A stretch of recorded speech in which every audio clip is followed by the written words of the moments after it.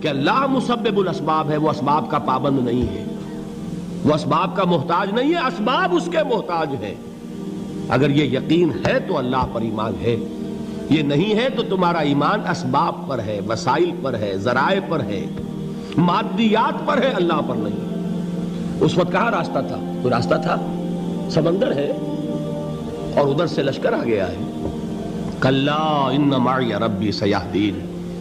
اب دیکھیے ایمان کہہ دینا آسان ہے، ہوا معکم اینما کنتم، جہاں کہیں بھی تم ہوتے ہو اللہ تمہارے ساتھ ہوتا ہے، لیکن اس کا یقین قائم ہو جائے تو زمین و آسمان کا فرق واقع ہو جائے۔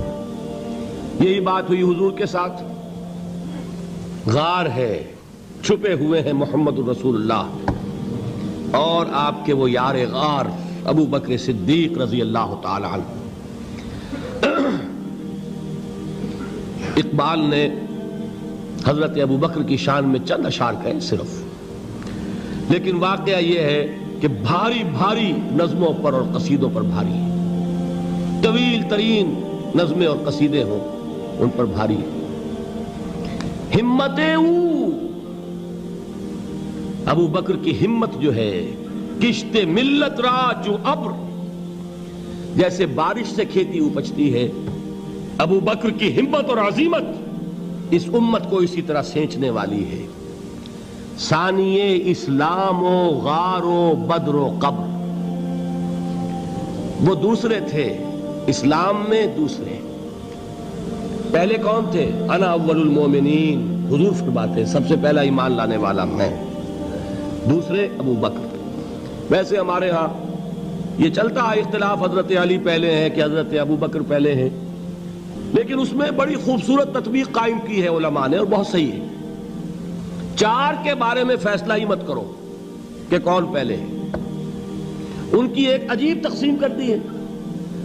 آزاد مردوں میں، بالغ مردوں میں سب سے پہلے ابو بکر، بچوں میں سب سے پہلے علی، خواتین میں سب سے پہلے خدیجہ، اور غلاموں میں سب سے پہلے زید ابن حارثہ۔ بڑی پیاری تقسیم ہے، یہ چاروں ہی پہلے ہیں، ہر ایک کے لیے اولیت ہے۔ اور واقعہ یہ ہے کہ اگر زمانی اعتبار سے تعین ہوگا تو پہلے خدیجۃ الکبریٰ آئیں گی رضی اللہ تعالی عنہ۔ کسی اور سے بات کرنے کی نوبت بعد میں آ سکتی ہے، پہلے تو اہلیہ محترمہ سے بات ہوئی، آتے ہی پہلی وحی ہوئی ہے، ابھی تبلیغ کا حکم نہیں تھا۔ کس کو بتایا واقعہ؟ ابھی اپنی نبوت کی تبلیغ کا تو حکم ہی نہیں آیا۔ واقعہ کس کا ہے؟ وہ خدیجہ کا ہے۔ جب کہا ہے کہ خشیت علی نفسی، مجھے اپنی جان کا اندیشہ ہے، تو کیا جواب دیا خدیجہ نے رضی اللہ تعالی عنہا؟ وہ صدیقۃ الکبریٰ ہے۔ صدیقات جو ہے خواتین، ان میں چوٹی پر خدیجۃ الکبریٰ ہے رضی اللہ تعالی عنہا، اور صدیق جو مرد ہیں ان میں صدیق اکبر ہے ابو بکر صدیق رضی اللہ تعالی عنہ، لیکن صدیقات میں چوٹی پر۔ جب حضور نے فرمایا خشیت علی نفسی، کیا فرمایا؟ کیا عرض کیا؟ کیسے تسلی دی؟ نہیں نہیں، اللہ آپ کو ضائع نہیں کرے گا، آپ غریبوں کے ہمدرد ہیں، آپ مساکین کے تکالیف رفع کرنے والے ہیں، آپ بیواؤں کی سرپرستی کرتے ہیں، آپ مسافروں کی خدمت کرتے ہیں، اللہ آپ کو ضائع نہیں کرے گا۔ یہ یقین ہے اس خاتون کے اندر۔ خیر وہ ایک علیحدہ بات ہو جائے گی۔ میرے دل پر حضرت خدیجہ رضی اللہ تعالیٰ عنہ کی شخصیت کا بڑا گہرا نقش ہے، جو وہ کوئی اور ہی وقت اور موقع ہوا تو بیان ہوگا۔ بہرحال اقبال نے ایک مصرے میں جو چار اولیتیں جمع کر دی ہیں، ہمتیں کشت امت را چو ابر، ثانی اسلام و غار و بدر و قبر۔ اسلام میں حضور کے بعد پہلے کون؟ ابو بکر۔ غار میں حضور کے ساتھ کون؟ ابو بکر۔ بدر کی رات اللہ کا رسول سربسجود، وہ جھاڑ، وہ گھاس پھوس کی جو جھوپڑی بنائی گئی تھی، اور وہاں تلوار ننگی لے کر پہرا دینے والا کون؟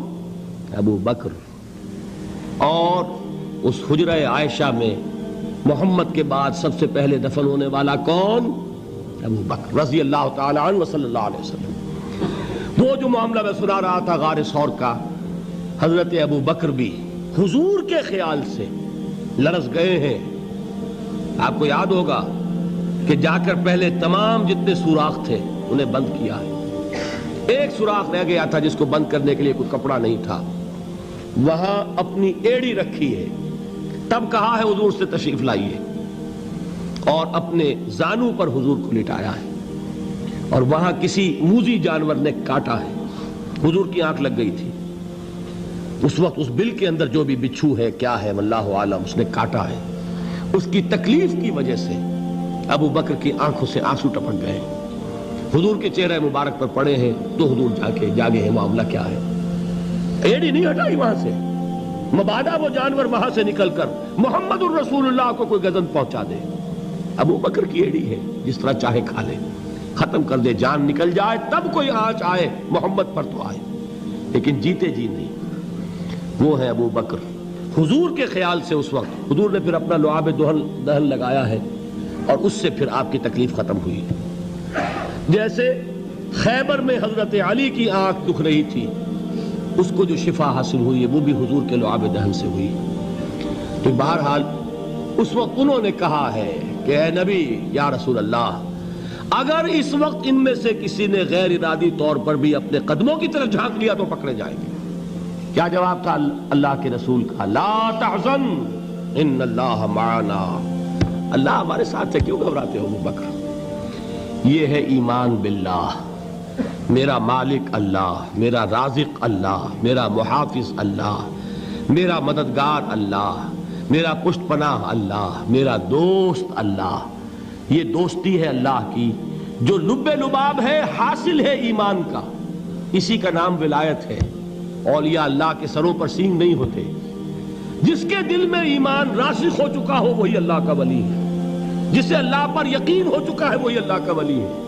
جسے یقین ہے اللہ میرے ساتھ ہے, میرا مددگار, میرا پشت پناہ, میرا ساتھی, میرا دوست, میرا محبوب, میرا محب. اللہ اہل ایمان سے محبت کرتا ہے. واللہ یحب الصادقین. ان اللہ یحب الذین یقاتلون فی سبیلہ صفا کانہم بنیان مرصوص.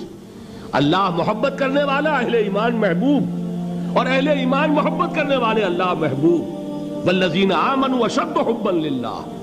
آپ تصور کیجئے جسے یہ رشتہ ایمان یا رشتہ ولایت حاصل ہو جائے, الا ان اولیاء اللہ لا خوف علیہم ولا هم یحزنون. آگاہ ہو جاؤ, اللہ کے دوستوں کے لیے نہ کوئی خوف ہے نہ کوئی حزن ہے. اور میں بیان کر چکا تھا, خوف اور حزن کے خاتمے ہی کا نام امن ہے. زوال خوف, زوال حزن. یہ خوف اور حزن کیوں آتے ہیں بار بار؟ اللہ تخافوا ولا تحزنوا, دونوں آ گئے. الا ان اولیاء اللہ لا خوف علیہم ولا هم یحزنون, پھر وہی دو. وہ کیوں ہے؟ خوف ہوتا ہے کسی مستقبل کی بات کا, یہ نہ ہو جائے, وہ نہ ہو جائے, یہ نقصان نہ پہنچ جائے, یہ تکلیف نہ ہو, یہ غضب نہ آ جائے. خوف ہے مستقبل سے. حزن ہے یہ کیوں ہوا, یہ نہیں ہونا چاہیے تھا, یہ میرا فلاں چیز میرے ہاتھ سے جاتی رہی ہے, فلاں موقع نکل گیا, اب بیٹھے ہوئے ہیں اندر ہی اندر کڑ رہے ہیں, صدمہ ہے اور رنج ہے. اور جو اللہ پر ایمان رکھتا ہے وہ جانتا ہے ما اصاب من مصیبت فی الارض ولا فی انفسکم الا فی کتاب من قبل ان نبرأها ان ذلک علی اللہ یسیر لکی لا تعصوا علی ما فاتکم ولا تفرحوا بما آتاکم واللہ لا یحب کل مختال فخور. اس زمین میں یا تمہاری جانوں میں کوئی تکلیف, کوئی مصیبت نہیں آ سکتی سوائے اس کے کہ جو اللہ نے لکھ دی ہو, اس سے پہلے کہ وہ ظاہر ہو. جس کو یہ حقیقت معلوم ہو گئی اس کو یہ طرز عمل اختیار کرنا چاہیے. جو چیز چھن جائے, جاتی رہے, چھوٹ جائے, اس پر افسوس نہ کرو. کس نے چھینی؟ دوست نے. دوست کے فیصلے پر شکایت. دوستی کو بٹا لگا رہے ہو, سرے تسلیم خم ہے جو مزاج یار میں آئے. اگر دوستی ہے تو پھر تو تمہیں گردن جھکانی چاہیے کہ ہر چے ساقی ماریخت عین الطافست, جو بھی میرا ساقی میرے پیالے میں ڈال دے اس کا کرم ہے. جو اس کی طرف سے آئے اس پر کوئی رنج نہیں, کوئی صدمہ نہیں, کوئی غم نہیں, کوئی شکایت نہیں, کوئی شکوہ نہیں. اور جو ہوگا وہ اس کے اذن کے بغیر نہیں ہوگا, اور اس کا اذن ہوگا تو یقیناً میرے لیے خیر ہی خیر ہے, چاہے وہ ناگوار شے ہو, بظاہر مجھے اچھی نہ لگ رہی ہو، میری شارٹ سائٹڈنس میں مجھے وہ نظر آ رہی ہے کہ میرے لیے بری ہے، لیکن قرآن نے کہا ہے عسیٰ ان تکرہوا شیئا وہو خیر لکم وعسیٰ ان تحبوا شیئا وہو شر لکم واللہ یعلم وانتم لا تعلمون۔ ہو سکتا ہے تم کسی چیز کو ناپسند کرو درحال ہے کہ اسی میں تمہارا خیر ہو، اور ہو سکتا ہے تم کسی چیز کو پسند کرو درحال ہے کہ اس میں تمہارا شر ہو۔ اللہ جانتا ہے، تم نہیں جانتے۔ جب مجھے یہ بات معلوم ہو گئی، میں نے اپنا معاملہ اللہ کے حوالے کیا۔ سپردم بے تو مایا خیش را تو دانی حساب کم و بیش را، اے رب جو تو چاہتا ہے وہ ہو، تیرے علم میں جو شے میرے لیے خیر ہے وہ ہو جائے، میری کوئی پسند نہیں، میری کوئی چاہت نہیں، یہ ہے راضی برضائے رب۔ اکبر الہ آبادی نے اسے کہا ہے رضائے حق پہ راضی رہ، یہ حرف آرزو کیسا، خدا خالق، خدا مالک، خدا کا حکم تو کیسا۔ جب میں آ گیا بیچ میں، میری پسند، میری مرضی، میری خواہش، میری چاہت، یہی تو شرک ہے۔ ما شاء اللہ کان وما لم یشاء لم یکن، جو اللہ نے چاہا وہ ہوا، جو اس نے نہیں چاہا نہیں ہوا، اختیار اس کا ہے، میرا تو نہیں۔ رضائے حق پہ راضی رہ، یہ حرف آرزو کیسا، خدا خالق، خدا مالک، خدا کا حکم تو کیسا۔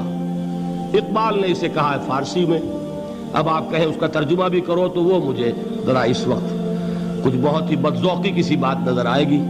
جائیے پوچھئے کسی سے جسے فارسی آتی ہو، برو کشید ز پیچا کے ہست و بود مرا، چے اقدہا کے مقام رضا کشود مرا۔